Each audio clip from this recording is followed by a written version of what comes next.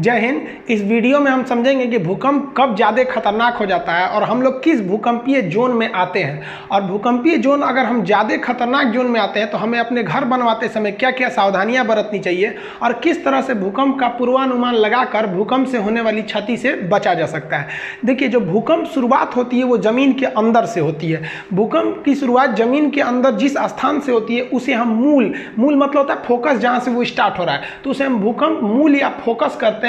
ये ज़मीन के अंदर होता है और सबसे पहले भूकंप जो ज़मीन पर जहाँ टकराता है उसे हम लोग ईपी सेंटर कहते हैं, हिंदी में कहते हैं अधिकेंद्र। तो ये अधिकेंद्र सरफेस पर पाया जाता है जबकि फोकस ज़मीन के अंदर रहता है। अब जैसे यहाँ देखिए, यहाँ से भूकंप उत्पन्न हो रहा है। ये भूकंप क्यों उत्पन्न होता है ये आगे समझाएंगे। तो ये हो गया इसका फोकस और ये ऊपर ज़मीन है, यहाँ छोटिया खड़ी है, ये छोटुआ खड़ा है, ये सब मिलने आया था सब, तब तक भूकंप आ गया और दोनों के बीच में जाके टकराया भूकंप। तो ये जगह हो गया ईपी सेंटर अधिकेंद्र। यहीं पर सबसे ज़्यादा नुकसान होगा। इसके जैसे जैसे इस एरिया से दूर जाते जाएंगे नुकसान थोड़ा सा घटते जाएगा। अब नेपाल में आया था जो भूकंप, उसका ईपी सेंटर नेपाल में था और यूपी बिहार उससे सटे थे, इंडिया का नॉर्थ इंडिया का ऊपर एरिया, उसको भी हिला दिया, लेकिन नेपाल को तो तबाह ही कर दिया। तो कहेगा सबसे ज़्यादा क्षति कहाँ होती है, तो ठीक ईपी सेंटर के पास। ईपी सेंटर से सर्किल में दूर जाते जाएंगे तो उसकी इंटेंसिटी, तीव्रता घट जाती है।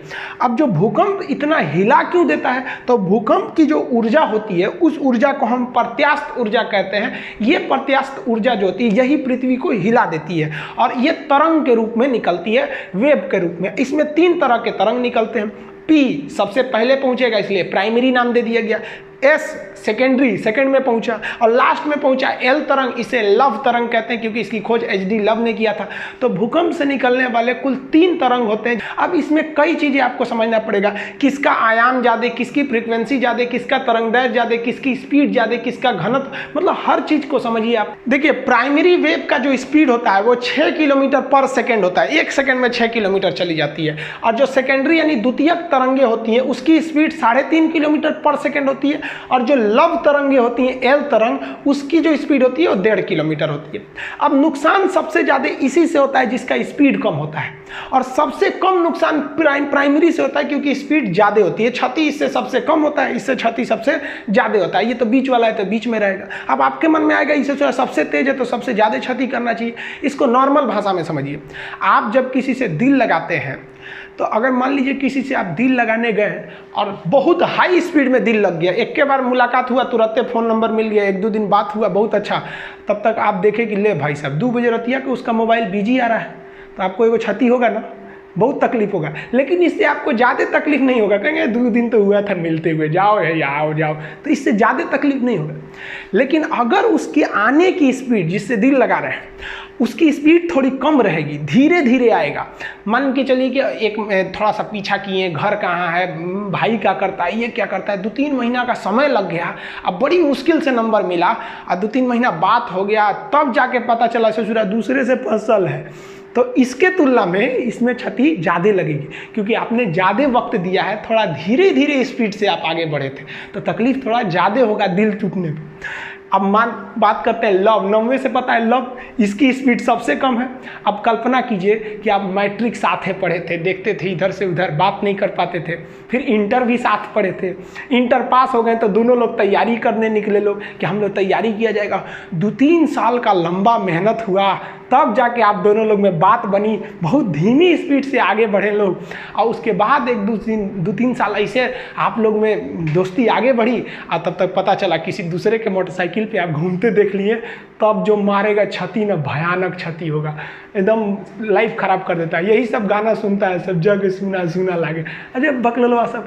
सबसे भयानक क्षति एल तरंग से होती है, इसीलिए इसका नाम रखा गया लव। हालांकि इसकी वैज्ञानिक का नाम था लव, एचडी लव। अब समझ में आ गया ना, तो जितनी धीरे स्पीड आएगा उतने ज़्यादा क्षति होगा। तो वही अच्छा है जो पहले लात खा गया और उसको ज़्यादा तकलीफ नहीं होगा, और जिनको एल तरंग मारता है ना बेचारा सुसाइड टुसाइड कर लेता है, बकलोल होता है सब। अरे कौन कहता है पहले प्यार को भुलाया नहीं जा सकता, बस दूसरी वाली मस्त होनी चाहिए। इस सब में ज़्यादा चक्कर में नहीं पड़ना चाहिए, ये सब सेकेंडरी चीज़ है लाइफ के। तो आप स्पीड समझ गए, जितना ज़्यादा स्पीड रहेगा, आओ सनम जाओ सनम, कोई तकलीफ नहीं, धीरे धीरे आएगा तो जाएगा तो ज़्यादा तकलीफ हो जाएगा। अब समझते हैं कि ये कौन कहाँ जा सकता है। ये ठोस, द्रव और गैस तीनों में जा सकता है। देखिए, ये गैस में तो जाएगा, मान लीजिए हवा में भूकंप की तरंग घूम रही है तो हवा में हिला दो भाई हवा से, उससे क्या इफेक्ट पड़ने वाला है। तो मेन जो देखा जाता है वो ठोस और द्रव को देखा जाता है। तो ये तीनों बुलबुलों में जा सकती है, जबकि आप सेकेंडरी यानी गौण तरंगों की बात करेंगे, द्वितीयक तरंगों की, ये ठोस में जा सकता है लेकिन द्रव में नहीं जाएगा। अब ये क्वेश्चन पूछ दिया था कि ये जो तरंग है क्या यह पृथ्वी के मेंटल भाग में जा सकती है, कोर में जा सकता है? तो कोर तो द्रव अवस्था में, पृथ्वी का बीच वाला भाग कोर द्रव अवस्था में, तो उसमें तो ये जा ही नहीं सकता है। जैसे यहाँ देखिए ये मेंटल से भूकंप उत्पन्न हुआ तो इसकी तरंगे इधर भी तो जाएंगी, इधर भी जाएंगी, इधर भी जाएंगी, नीचे भी तो आएंगी ना, ऐसे भूकंप इधर भी तो जाएगा तरंग, ऐसा थोड़ी है कि केवल ऊपर ही आएगा।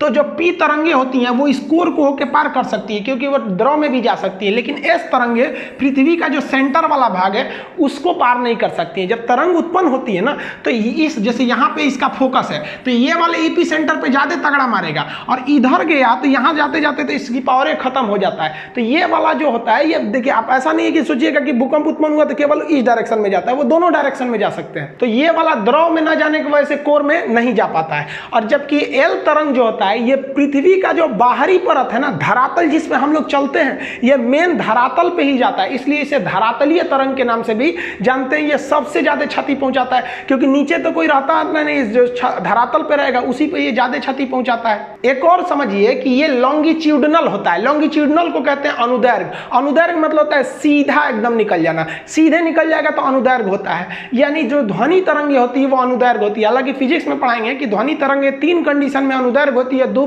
कंडीशन में अनुप्रस्थ होती है, इसलिए इसको ध्वनि को दोनों में रखा जाता है। तो ये जो तरंगे होती है ना पी, ये अनुदैर्घ्य होती है, सीधे निकल जाती हैं और ये ध्वनि के समानता रखती है, ऐसे सीधे निकल जाती है।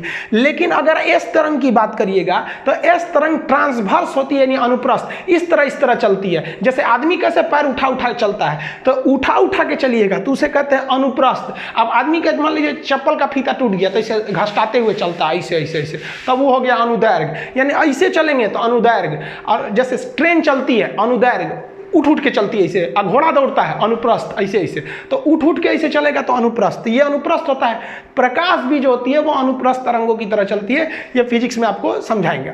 अब ये जो होती है ना ये अनुप्रस्थ के समान ही समानता रखती है एल तरंगे, लेकिन ये ज्यादा घातक हो जाती हैं सब। यहाँ आप इमेज में देखिए कि ये सीधे निकल गई तो ये पी वेव्स है।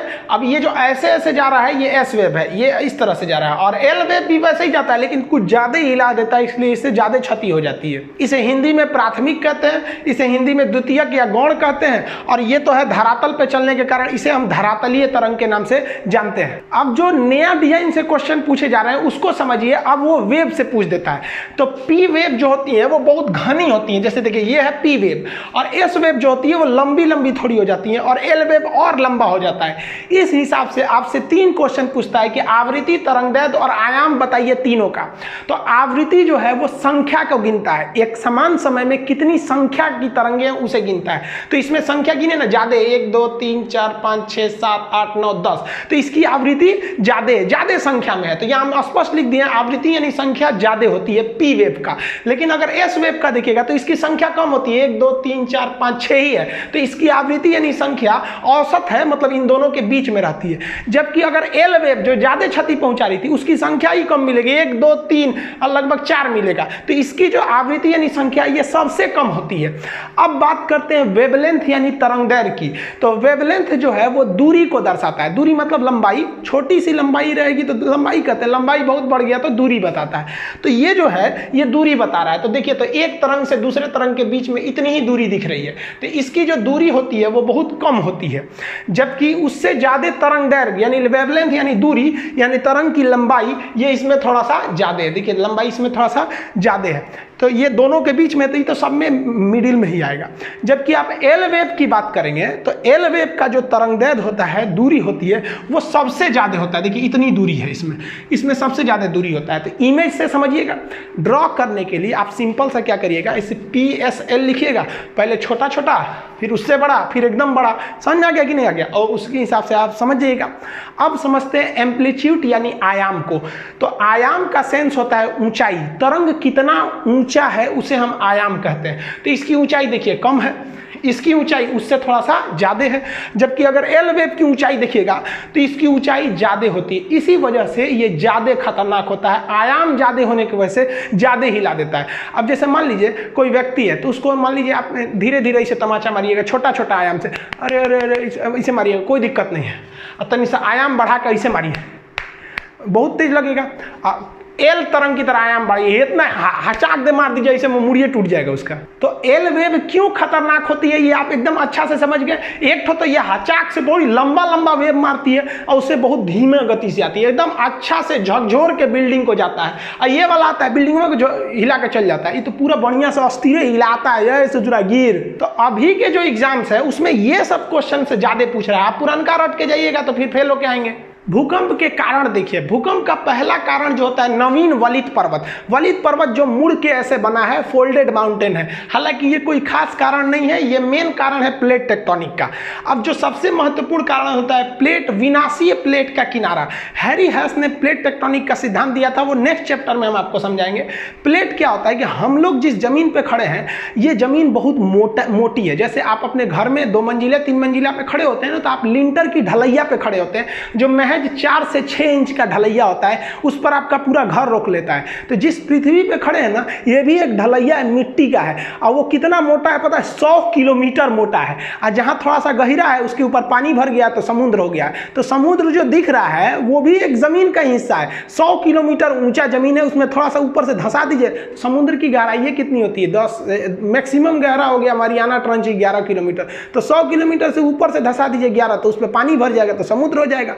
और नहीं तो उसके नीचे तो पूरा मिट्टी है, तो लिथोस्फीयर का निर्माण कर देते हैं। तो हम लोग जिस पर खड़े हैं वो भी प्लेट है जिसकी मोटाई 100 किलोमीटर है, और ये प्लेट दूसरे प्लेट से जैसे टकराएंगे ना, तब आपका वहां आ जाएगा भूकंप। हम ये प्लेट को आपको प्रैक्टिकली एग्जांपल देकर समझाएंगे कैसे टकराते हैं, सब 3D में। तो यहां मान लीजिए ये ब्लैक वाला एक प्लेट है, ये दूसरा प्लेट है, ये दोनों इधर आके टकराएंगे तो इसी किनारे पे ना भूकंप की संभावना ज्यादा रहेगी। तो जहां टकराने वाले किनारे रहते हैं उस किनारा को कहते हैं विनाशीय कगार, यहां भूकंप ज्यादा आते हैं। अब इसमें 2 चीजें होती हैं, प्लेट अगर आपस में आके सटेंगे तो उसे कहते हैं अभिसरण, ये ज्यादा डेंजर होता है। अब प्लेट अगर दूर हटेंगे तो इसे कहते हैं अवसरण। अवसरण में जैसे जैसे प्लेट हटेगा ना, तो पृथ्वी के अंदर का ज्वालामुखी का मैग्मा धड़धड़ा के बाहर आ जाएगा। तो जब दूर हटता है तो उससे ज्वालामुखी आते हैं, वो भूकंप के लिए नॉर्मल माना जाता है। जबकि ज्यादा खतरनाक होता है प्लेटों का अभिसरण, खतरनाक होता है। जहां प्लेट टकराएंगे वहां भूकंप ज्यादा आएगा। अब इसी का सिद्धांत दिया था रीड महोदय ने। रीड ने दिया था प्रत्यास्थ प्रचलन सिद्धांत। इन्होंने कहा था कि जब एक प्लेट दूसरे प्लेट से टकराती है या दूर हटती है तो इसकी एक क्षमता होती है, कितना भी खींच दीजिएगा इसे दूर हटाने के लिए तो टूटेगा नहीं, लेकिन एक मैक्सिमम क्षमता के बाद ये टूट जाएगा, तब भूकंप आएंगे। या आपस में सटाइएगा तो ये मुड़ेंगे नहीं, इनके अंदर एक इलास्टिसिटी होती है, लेकिन उससे ज्यादा ढकेल दीजिएगा तो ये मुड़ जाते हैं, जिससे कि भूकंप आ जाते हैं। तो ये रीड का सिद्धांत कई बार पूछा है कि रीड का सिद्धांत किससे संबंधित है, तो आप इतिहास भूगोल में चल जाता है, तो ये भूकंप से संबंधित है। अब मान लीजिए कि जहां 2 प्लेट आपस में टकरा रहे हैं और उसी के ऊपर आप बिल्डिंग बना दीजिए, तो मानव जनित कारण हो जाएंगे, भाई वहां बनाने की क्या जरूरत है। अब मान लीजिए अंटार्कटिका में भूकंप आएगा तो हमको क्या मतलब है भाई साहब वहां भूकंप आए चाहे नहीं है। भूकंप तभी खतरनाक होता है जब उसका मानव पर प्रभाव पड़े। मानव पर प्रभाव नहीं पड़ेगा कोई दिक्कत नहीं है। तो मानव तो जानबूझ के भूकंप का कारण बन रहा है कि जो प्लेट टेक्टोनिक संवेदनशील विनाशी एरिया है वहीं पे आप जाके बांध बना दीजिए, सड़क बना दीजिए, तो टूटबे करेगा। भूकंप जो है उनकी 5 पेटियां हैं। पेटी का मतलब बेल्ट है कि यहां तो भूकंप एकदम भयानक आना ही आना है, जिसमें सबसे महत्वपूर्ण पेटी है प्रशांत महासागरीय पेटी। आपको बताएं कि जो प्लेट है 100 किलोमीटर, अगर ऊपर से 10 किलोमीटर धंस गया तो वहां महासागर बन जाएगा। तो आप महासागर को ये मत सोचिएगा कि प्लेट नहीं है, नीचे तो उसके भी जमीन है।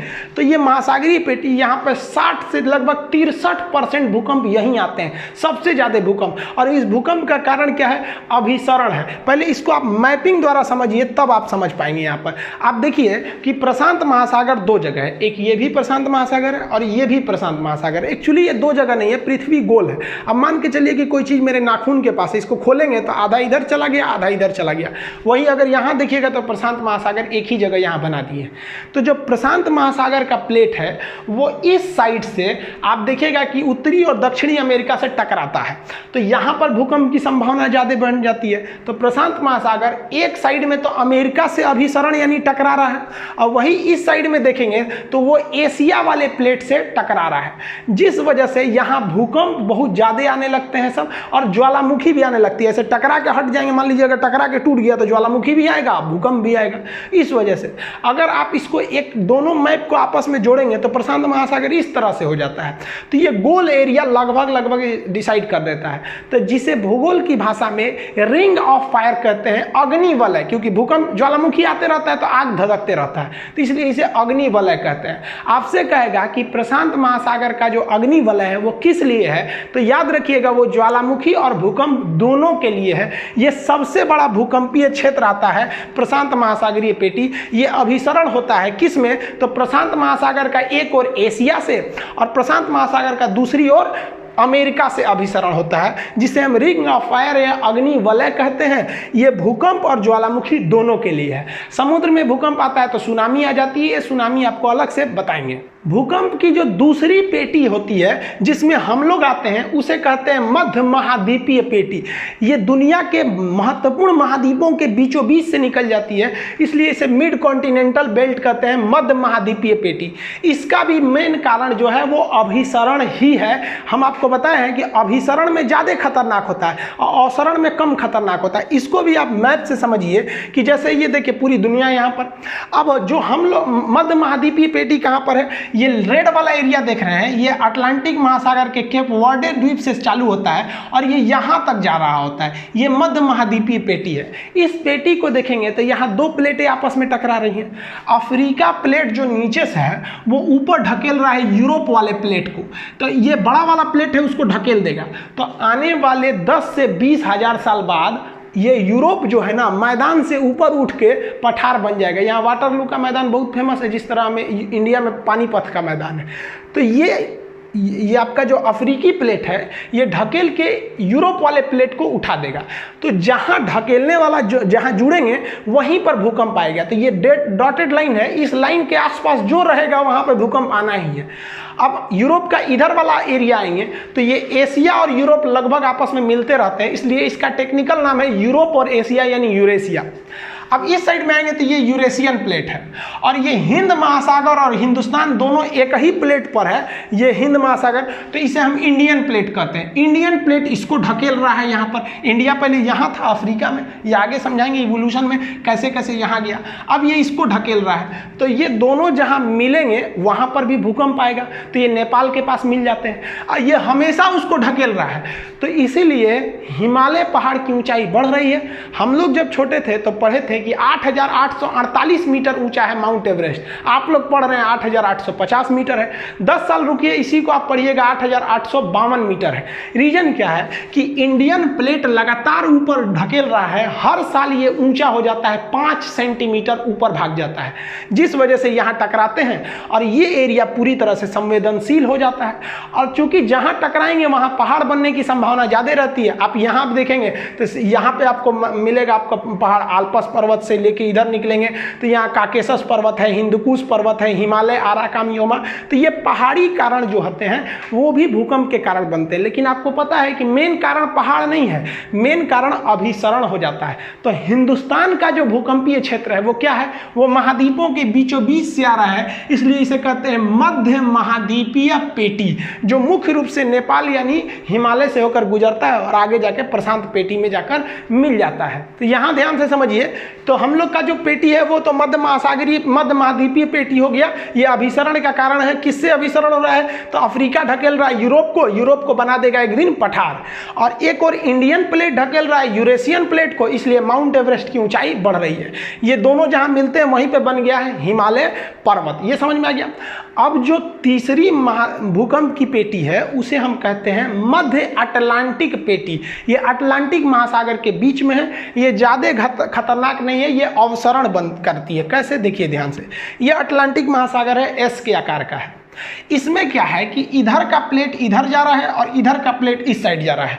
तो ये अभिसरण नहीं हो रहा है जो खतरनाक होगा, बल्कि ये अवसरण हो रहा है। तो प्लेट जब दूर जाएंगे तो पृथ्वी के अंदर का जो मैग्मा है वो बाहर धधक के निकलेगा ज्वालामुखी से, तो मैग्मा इसमें बाहर निकल जाता है और ठंडा होकर वो एक चट्टान बना लेगा, और ये लगातार फैल रहा है इसलिए लगातार मैग्मा निकलेगा, और इसके अंदर एक बड़ा सा चट्टान बन गया है। समुद्र के अंदर डूबे हुए चट्टान या पहाड़ को हम रिज या कटक कहते हैं।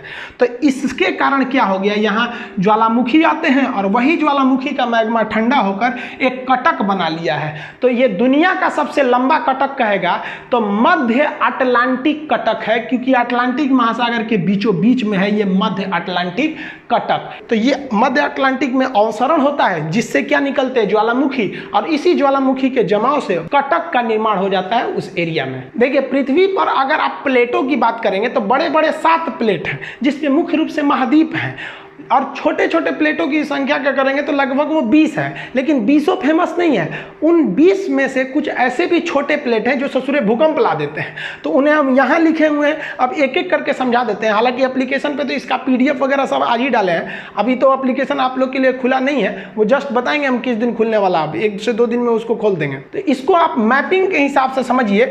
इन तीनों को पहले समझा देते हैं, फूका प्लेट, कोकोस प्लेट और नजका प्लेट, ये कहाँ पर है सब इसको ध्यान से समझिए।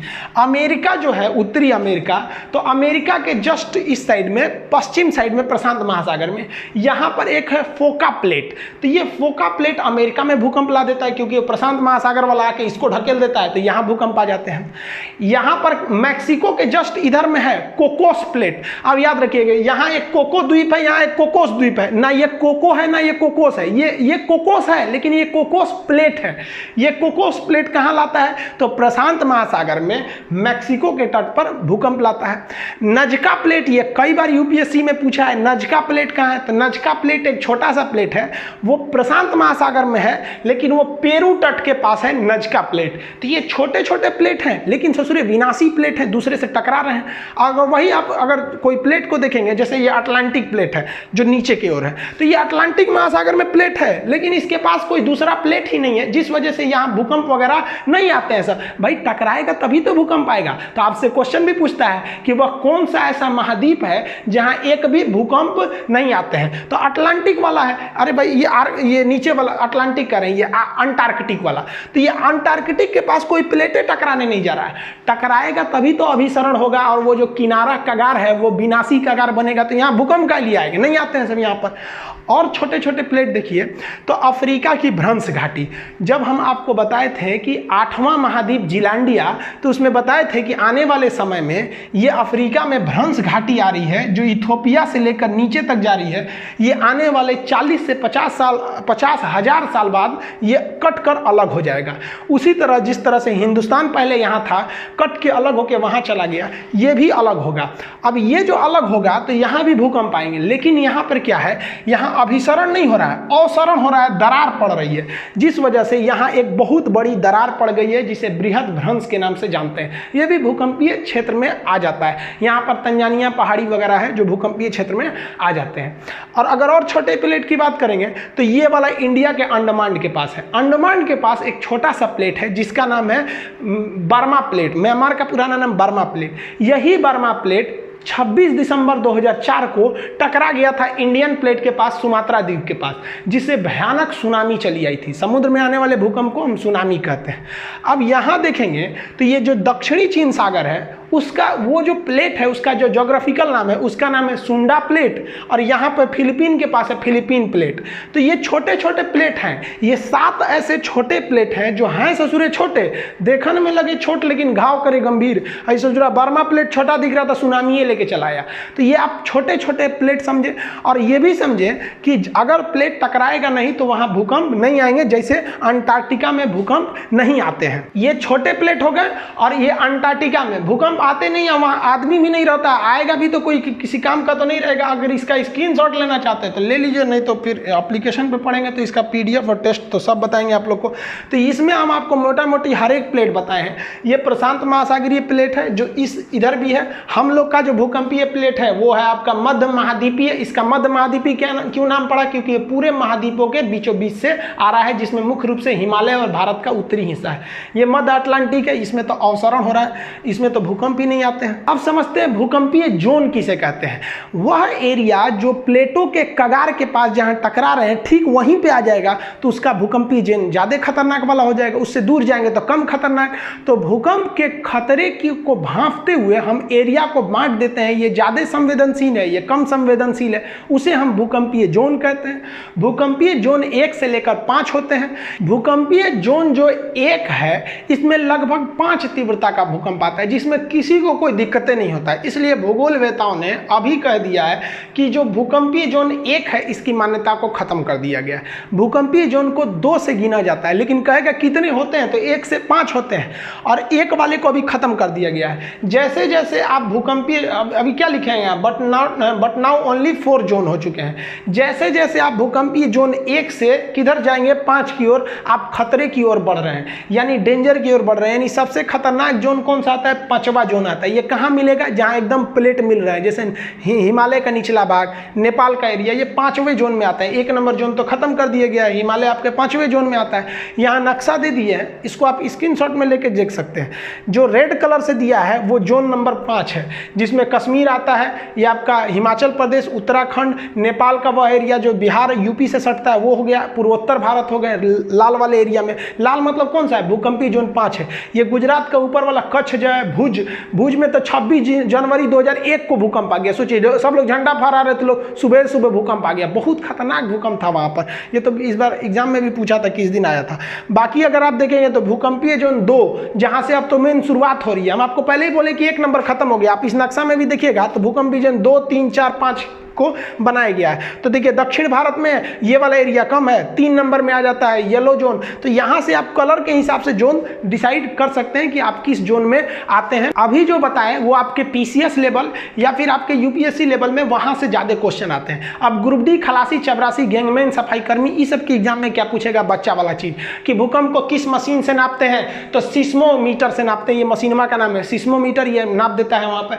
भूकंप की स्टडी को क्या कहेंगे, सिस्मोग्राफ कहेंगे, सिस्मोलॉजी कहते हैं। किस ग्राफ से नापते हैं, तो उसे जिस ग्राफ पे उसको बनाया जाता है उस ग्राफ का नाम होता है सिस्मोग्राफ। किस स्केल से नापते हैं, तो स्केल कई ठो है जिसमें रिक्टर स्केल फेमस होते हैं। पहले आप ग्राफ और स्केल में अंतर समझिए। यहां हमने ग्राफ बना दिया कि भैया ये भूकंप आया है, ग्राफ बना दिए। अब इस ग्राफ को नापिएगा कैसे, कि भाई किलो में नापिएगा कि लीटर में नापिएगा कि सेंटीमीटर में, कोनो ना कोनो एक स्केल रहना चाहिए ना। जैसे गेहूं को आप किलो में नापते हैं, पानी को लीटर में नापते हैं, तो चीजवा तो वही है, उसको नापने के लिए यूनिट चाहिए, कोई ना कोई स्केल चाहिए। तो इस ग्राफ को कहते हैं सिस्मोग्राफ। इस ग्राफ की ऊंचाई या खतरा को नापने वाले मीटर को कहते हैं हम लोग रिक्टर स्केल। तो ग्राफ अलग है, स्केल अलग है, मशीन अलग है, और इसका पूरा अध्ययन सिस्मोलॉजी कहलाता है। अब जो स्केल होते हैं सिस्मोग्राफ को नापने वाले स्केल, ये पहले एक फेरल स्केल था जिसे रॉसी स्केल भी कहते थे, ये सफल नहीं हुआ। मार्केली स्केल, ये तो एकदम गलत था, इसमें 1 से लेकर 12 तक अंक थे। ये प्रेक्षण और अनुभव पर आधारित था कि इस साल जो अगर 10 गो घर गिराया है तो मान लीजिए कि भूकंप की तीव्रता 6 है, और अगली बार मान लीजिए गिरा दिया 20 गो या 40 गिरा लिया तो उससे ज़्यादा है, मतलब ये अनुभव के आधार पर है, नहीं समझिए तो ये फालतू हो गया, इसको भी निकाल दिया गया। अभी जो पूरी दुनिया मानती है वो मानती है रिक्टर स्केल, जिसे हम लोग रीचर स्केल भी कहते हैं। इसमें 1 से लेकर 9 तक अंक रहता है। लेकिन ध्यान दीजिएगा, अगर आप कमीशन लेवल के एग्जाम में बैठे हैं तो उसमें पूछ देता है कि रिक्टर स्केल पर रेयरेस्ट भूकंप को किस अक्षर से दर्शाते हैं, तो वो 10 से दिखाते हैं। तो जनरली इसमें 1 से 9 तक अंक होते हैं आपके रिक्टर स्केल में। आप छोटे मोटे वनडे एग्जाम में देते हैं तो 1 से 9 में मारेंगे, लेकिन कहते हैं एकदम रेयरेस्ट भूकंप को किस में दर्शाएगा, तो 10 में। इसकी एक खासियत क्या होती है रिक्टर स्केल की, कि हर अंक अपने से पिछले अंक से 10 गुना ज़्यादा पावरफुल होता है। यानी अगर आपसे कह रहा है कि रिक्टर स्केल पर कोई भूकंप आया है जिसकी तीव्रता है 6, और रिक्टर स्केल पे एक भूकंप आया जिसकी तीव्रता है 7, तो आपको अंक में भले दिखेगा कि 6 से 7 एक के अंक है, लेकिन पावर देखेंगे तो 10 गुना ज़्यादा खतरनाक होता है। तो रिक्टर स्केल पर हर एक अंक अपने से पिछले अंक से 10 गुना ज़्यादा खतरा को लेकर रखता है। रिक्टर स्केल पर अगर 7 तीव्रता से कम का भूकंप है तो उससे कोई लॉस नहीं होगा, बस आपको हल्का हल्का हिला के चल जाएगा। लेकिन अगर 7 तीव्रता का भूकंप है तो जरूर क्षति पहुँचाएगा, और 7 से भयानक जितने ज़्यादा आप चले चले जाइए और भयानक आ जाएगा। फुकुशिमा में तो आ गया था 9 तीव्रता का भूकंप। नेपाल में जो आया था 8.1 था, जो लाम्बाजुम जिसका सेंटर था 2015 वाला का। तो ये आप समझ गए रिक्टर स्केल, ये सब बच्चा वाला चीज़ है। आगे समझिए, देखिए एक लाइन आप पढ़े होंगे आइसोसिस्मल लाइन। आइसोसिस्मल लाइन जो होता है उसे हम समान तीव्रता यानी समान क्षति वाले एरिया को मिलाता है। जैसे मान लीजिए कि यहाँ भी आया 6 तीव्रता का भूकंप, यहाँ भी आया 6, यहाँ भी आया 6, यहाँ 6, लेकिन यहाँ आ गया 7। तो आइसोसिस्मल लाइन कैसे खींचेगा, इसे मिला दीजिए। तो एक जैसी तीव्रता वाले, जहाँ एक जैसी तीव्रता रहेगी वहाँ एक जैसे नुकसान भी होगा। तो समान तीव्रता वाले जगह को मिलाने वाली लाइन को कहते हैं आइसोसिस्मल लाइन। लेकिन ये पुराना हो गया ये क्वेश्चन। अब पूछता है कि होमोसिस्मल लाइन क्या है। तो होमोसिस्मल लाइन उस लाइन को कहते हैं जो टाइमिंग को बताता है। एक साथ भूकंप आ गया, जैसे मान लीजिए यहाँ कोई जगह 10 बजे भूकंप आया, एक जगह यहाँ भी 10 बजे आया, यहाँ भी 10 बजे आ गया, और यहाँ आया आपका 12 बजे। तो ये होमोसिस्मल में तो आएगा नहीं, ये भी 10 बजे आया, ये भी आया, ये भी आया। जो एक टाइम पर भूकंप को मिलाते हैं, समान समय को दर्शाएगा, तो वो हो जाता है होमोसिस्मल। और समान तीव्रता यानी समान क्षति को दर्शाएगा तो हो जाता है आइसोसिस्मल लाइन। ये वाला ज़्यादा पूछता है आजकल एग्जाम में। आप समझते हैं इसकी भविष्यवाणी या इसका प्रेडिक्शन किया जा सकता है कि नहीं। तो एक लाइन में जवाब है कि भाई आप भूकंप का वर्तमान समय में कोई भविष्यवाणी नहीं कर सकते हैं, लेकिन कुछ ऐसी सावधानियां हैं जिससे पता चल सकते हैं कि भूकंप आने वाला है या नहीं। जैसे कि वायुमंडल में रेडान गैस तो पाया नहीं जाता, ये सबसे भारी गैस है, लेकिन भूकंप और ज्वालामुखी आने से पहले इसकी मात्रा बहुत ज़्यादा बढ़ जाती है। तो जो मशीन है इसको नापने वाले बता देते हैं कि रेडान गैस बढ़ रहा है, इसका मतलब भूकंप आने वाला है। दूसरा कि वायुमंडल में इलेक्ट्रोमैग्नेटिक वेव अचानक बढ़ जाते हैं। अब जो मशीनें हैं इलेक्ट्रोमैग्नेटिक वेव को नापने वाली, वो भी बता सकती हैं। ये दोनों तो आप अपने मन से नहीं बता सकते हैं। और जो तीसरा चीज होती है वो एनिमल, कुछ ऐसे जानवर होते हैं, कुत्ता, बिल्ली, सियार, जो भूकंप से पहले आने वाली जो ध्वनि होती है, वो ध्वनि जो होती है अवश्रव होती है, जिसकी जो फ्रीक्वेंसी होती है 20 हर्ट्ज से कम होती है। तो 20 हर्ट्ज से कम फ्रीक्वेंसी होने की वजह से हम लोग नहीं सुन पाते हैं। ये जानवर सुन लेते हैं और लगते हैं सब भागने वाला जगह खोजने। तो जानवरों की बिहेवियर में अचानक चेंजिंग से भी आपको चेतावनी ले लेना चाहिए कि क्या यहाँ भूकंप आने वाला है या नहीं है। लेकिन ये चेतावनी बहुत कम समय में मिल पाता है, 10 से 15 मिनट के अंदर आ जाता है। तो हमको कुछ सावधानी बरतनी चाहिए भूकंप के समय, उसे समझिए। देखिए जब भूकंप के दौरान जब घर गिरते हैं तो बम देखिए जब मिसाइल वगैरह से हमला होता है ना, तो घर पूरी तरह से फंस जाता है। ऐसे भूकंप में ऐसा नहीं होता है, एक घर दूसरे घर पे गिर के फंस जाते हैं सब, इसलिए पूरी तरह से नहीं मर पाते, मतलब आदमी उसमें पूरी तरह से दब नहीं पाता है। इसलिए आप देखिए होंगे कोई घर गिर गया है, 2 से 3 दिन बाद भी उसमें से कुछ लोग जिंदा निकलते हैं। मतलब एक दीवार इस दीवार पे ऐसे फंस के अटक जाता है, नीचे थोड़ा सा जगह रहता है, आप उसमें बच सकते हैं। तो इसके लिए आपको करना क्या चाहिए, घर का जो कोना वाला एरिया है, कोना में क्या होगा कि ये भी दीवार एक दूसरे पे आके अटक जाएगी। आप बीच में रहेंगे तो भाई इधर कोई भी गिरेगा तो बीच में ना गिरता है, तो आप कोना में चले जाइएगा, कोई दीवार के कोने में चले जाना चाहिए। और कोई मजबूत चौकी वगैरह जो होता है उसके नीचे घुस जाना चाहिए। कभी कभी भूकंप क्या होता है, ज्यादा खतरनाक नहीं होता है। मान लीजिए 6 या 6.5 का भूकंप आया तो कोई छोटा मोटा छज्जा है या घर का 1-2 ईंट गिरेगा, पंखा उनका गिर जाएगा, खोपड़िए भी गिर जाएगा तो मर जाएंगे। तो मजबूत चौकी वगैरह के नीचे घुस जाना चाहिए। इससे क्या होगा कि कम तीव्रता का रहेगा तो आप बच जाएंगे, मुंह हाथ नहीं फूटेगा। कोना में खड़े हो जाएंगे तो जैसे कोना में खड़े रहेंगे तो गिरे उड़ेगा भी बिल्डिंग ना, तो थोड़ा सा आप सेफ हो सकते हैं। लेकिन सबसे जरूरी जब आप घर बनवाइए तो घर बनवाते समय याद रखिएगा भूकंप रोधी छड़ जरूर दिलवाइएगा। गलती इंसान घर बनवाने में 2 ही ठोकर देता है। एक जो पेंट कराता है तो पेंट में एंटी इंसेक्ट एक केमिकल आता है, वो पेंट में मिला के घर में पेंट कर दीजिएगा ना तो 5 साल तक कीड़े मकोड़े, मकड़ी उकड़ी, छिपकली वगैरह नहीं लगते हैं सर। तो आदमी ऐसे पेंट करा देता है एकदम व्हाइट पुट्टी मार एकदम बड़ी। भाई साहब ये सब भी थोड़ा ध्यान रखा कीजिए। और लकड़ी की चीज़ पर पेंट मारते समय उसमें भी आपको मिला देना चाहिए कीटनाशक, घून नहीं लगेंगे। तो ये तो नॉर्मल चीज़ है। लेकिन बिल्डिंग में जब छड़ दीजिएगा तो भूकंप रोधी छड़ जरूर दीजिएगा। ये क्या करते हैं सब, फ्लेक्सिबल थोड़ा होते हैं सब, भूकंप के छोटे मोटे झटके को रोक सकते हैं सब। दुनिया में सबसे ज़्यादा भूकंप अगर आता है जापान में, लेकिन उसने ये टेक्नोलॉजी का प्रयोग करके वहाँ बहुत ही कम लोगों की जान जाती है। अब ये भूकंप के अलावा एक चीज़ होता है सुनामी। सुनामी को जो होता है वो समुद्र के अंदर आने वाले भूकंप को ही सुनामी कहते हैं। आई होप आप ये सब समझ गए होंगे।